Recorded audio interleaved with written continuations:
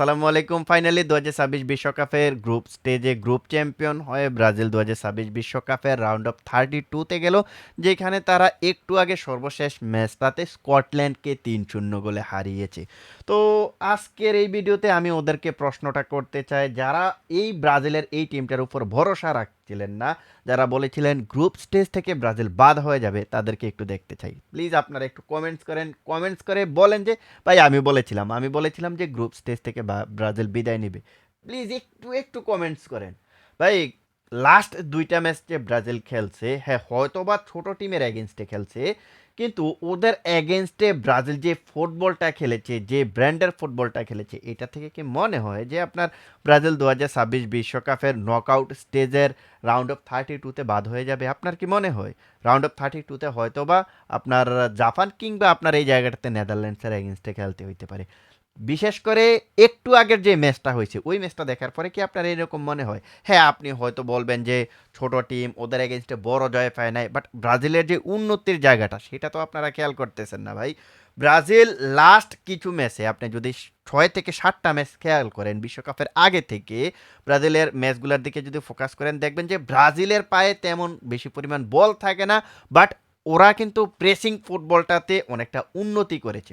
Pressing ফুটবলটা কি দেখবেন যে অপোনেন্টের পায়ে বল আছে, হঠাৎ করে ওদেরকে প্রেস করে এবং হাই প্রেস করে বলটা উইন করে দেন হচ্ছে কুইক ট্রানজেকশনে ওরা কিন্তু গোল আদায় করে নেওয়ার যে স্ট্র্যাটেজিটা, সেটা কিন্তু ফলো করতেছে। আর এটার জন্য কার্লো আনচেলত্তি দীর্ঘ অনেক দিন ধরে ব্রাজিলের এই টিমটাতে কাজ করেছে। দীর্ঘ অনেক দিন বলতে ব্রাজিলকে নিয়ে এই স্ট্র্যাটেজিতে দীর্ঘ অনেকগুলা ম্যাচেই কিন্তু ব্রাজিলকে ট্রেনিং করিয়েছে, যেটার ফলাফল কিন্তু আমরা লাস্ট ম্যাচটাতে দেখলাম, হাইতির এগেনস্টে ম্যাচটাতে দেখলাম, মরক্কোর এগেনস্টে যদিও ভালো করতে পারে নাই, তবে এর আগে সেনেগালের এগেনস্টে, মিশরের এগেনস্টে এই ম্যাচগুলোতে কিন্তু আমরা দেখতে পেয়েছি ব্রাজিল এই জায়গাটাতে বেশ উন্নতি করেছে। আচ্ছা যাই হোক, আমরা ম্যাচটা নিয়ে কথা বলতে চেয়েছিলাম।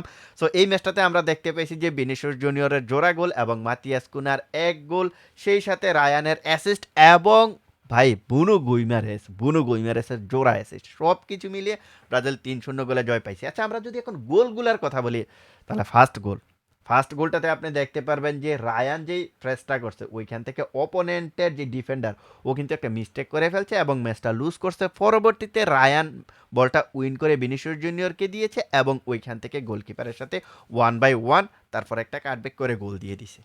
সো এই যে ফার্স্ট গোলের যে আমি সিনারিটা দেখাইলাম, আমি ভাই ফুটেজ দেখাইতে পারতেছি না, সেজন্য আন্তরিকভাবে ক্ষমা প্রার্থী, কারণ এইগুলোতে কপিরাইট আছে।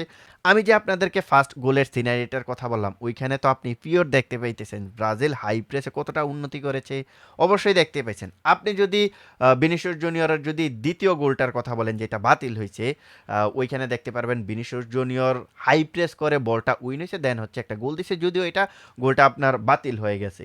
তো অনেকেই কিন্তু কন্ট্রোভার্সি আছে যে গোলটা হইলো ভিনিসিয়াস জুনিয়রের দিল না, গোলটা নিয়ম হিসাবে দেওয়াই যেতে পারতো, হালকা একটু ফল। ভাই এটা যেহেতু গোল হয়েছে, সেই অনুযায়ী অবশ্যই বিআর চেক করা হবে, বিআর চেক করেই কিন্তু গোলটা যেহেতু বাতিল করা হয়েছে, তার মানে এটা ফাউলই।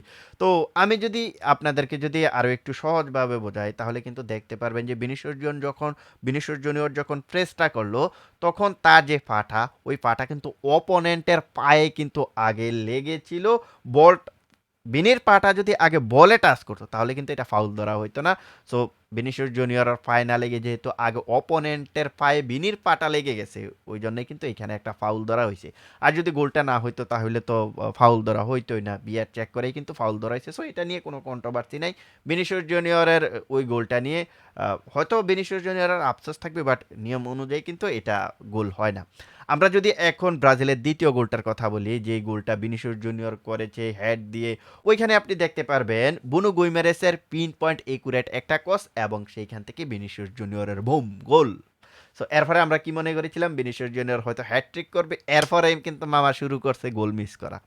এর আগেও মিস করছে, এরপরে সেকেন্ড হাফে দেখলাম দারুণ কয়টা সুযোগ মিস করছে, না হলে কিন্তু ভিনিসিয়াস জুনিয়র গোল পেয়ে যেত আরও একটা। আমরা যদি ব্রাজিলের লাস্ট গোলের কথা বলি, যেটা মাতিয়াস কুনা করেছে, ওইখানে তো বুনো গুইমারেসের আরও একটা মাস্টার ক্লাস পারফরমেন্স, ওইখানে মাস্টার ক্লাস একটা অ্যাসিস্ট, শুধু পারফরমেন্স না, অ্যাসিস্ট। আপনি দেখতে পারবেন যে মিডফিল্ড থেকে যখন বলটা দেওয়া হইলো, ওইখান থেকে বুনু গুইমারেসে তো সম্ভবত একটা প্রেস করলো, প্রেস করে কিন্তু বলটা উইন করলো, দেন হচ্ছে তিনি ডি বক্সে ঢুকে গেল, ডি বক্সে ঢুকে গিয়ে তিনি চাইলে কিন্তু শ্যুটটা নিতে পারতেন, বাট তিনি শ্যুটটা নেয় নাই। তিনি ওইখানে একটা ডাবল টাচ দিয়ে তারপরে কিন্তু মাতিয়াস কুনাকে ফাঁকা স্পেসে খুঁজে পেলেন, আর ওইখান থেকে মাতিয়াস কুনা গোল। এই নিয়ে মাতিয়াস কুনার কিন্তু এবারের বিশ্বকাপে তিনটা গোল হয়ে গেল, তিনটা ম্যাচ খেলে তিনটা গোল হয়ে গেল। ভিনিসিয়াস জুনিয়রের আপনি দেখতে পারবেন যে চারটা গোল হয়ে গেল, একটা অ্যাসিস্ট হয়ে গেল। সব কিছু মিলিয়ে এই ম্যাচটাতে ব্রাজিল দারুণ ফুটবল খেলেছে। হ্যাঁ, কিছু কিছু জায়গায় ল্যাকিং আছে, ওই ওইগুলা নিয়ে পরবর্তীতে আমরা কথাবার্তা বলবো। বাট আজকে আমরা যেই ম্যাচটা দেখতে পাইছি ভাই, আপনি ভরসা রাখেন, আপনি বিশ্বাস রাখেন, এই টিমটা অবশ্যই সেমিফাইনাল পর্যন্ত যাইতে চলেছে, আপনি বিশ্বাস রাখেন। নেক্সট ম্যাচে আপনারা অনেকে বলবেন যে নেদারল্যান্ডসের এগেনস্টে খেলতে হবে, জাপানের এগেনস্টে খেলতে হবে, বাট বিলিভ করেন ব্রাজিল মিডফিল্ডে যে উন্নতিটা করেছে ভাই, অপোনেন্টও কিন্তু মিডফিল্ডে ছাড় দেয় নাই। ওরা কিন্তু 3 থেকে 4 জন ফুটবলারও কিন্তু একটা ফুটবলারকে প্রেস করতে আসছিল।